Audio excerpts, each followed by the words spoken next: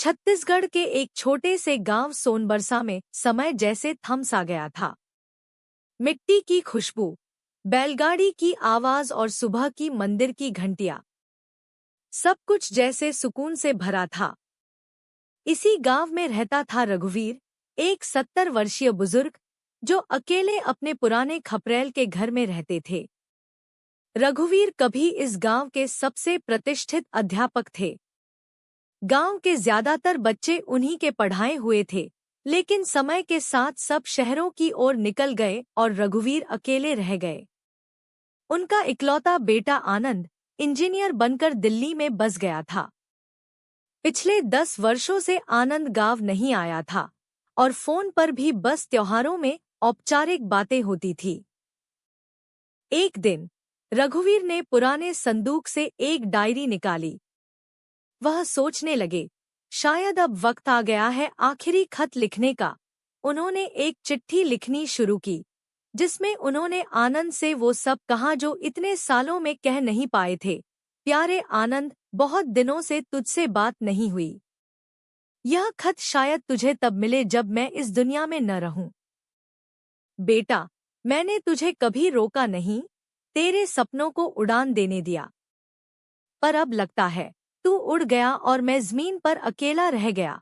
चिट्ठी में उन्होंने गांव की बातें लिखीं।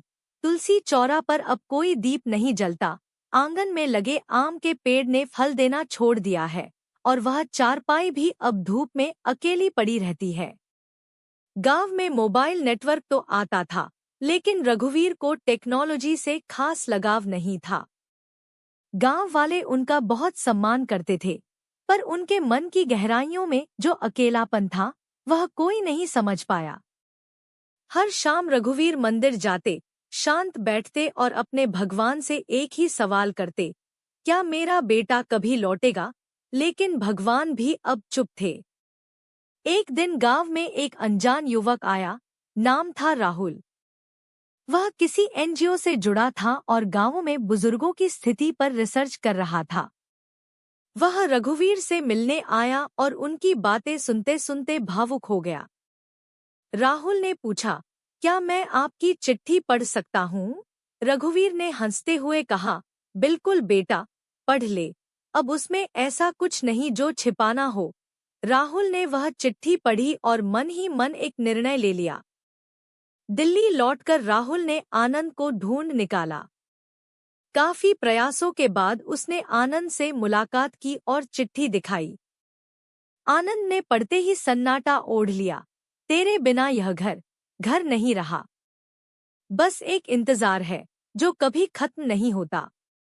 अगर कभी वक्त मिले तो एक बार लौट आना। शायद मैं तब तक रहूं, शायद न रहूं। आनंद की आंखों में आंसू थे। वह समझ चुका था कि उसने बहुत कुछ खो दिया। एक सप्ताह बाद गांव में सफेद एसयूवी रुकी। पूरे गांव में हलचल मच गई। कौन आया है? रघुवीर उस समय आंगन में तुलसी को पानी दे रहे थे। पीछे से आवाज आई, बाबा। रघुवीर ने पीछे मुड़कर देखा। आनंद खड़ा था, आंखों में पछतावे के आंसू लिए। रघुवीर कुछ नहीं बोले, बस जाकर उसके गले लग गए। गांव में जैसे कोई त्योहार आ गया हो। वह पुराना आंगन फिर से गुलजार हो उठा। आनंद ने फैसला किया कि वह हर महीने कुछ दिन गांव में रहेगा।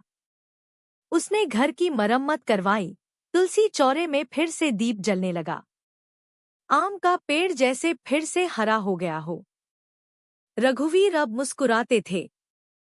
उनका बेटा लौट आया था और यह ही उनके जीवन का सबसे बड़ी खुशी थी। चिट्ठी अब भी उनकी डायरी में रखी थी, लेकिन अब वह आखिरी नहीं रही। वह एक नई शुरुआत बन गई थी।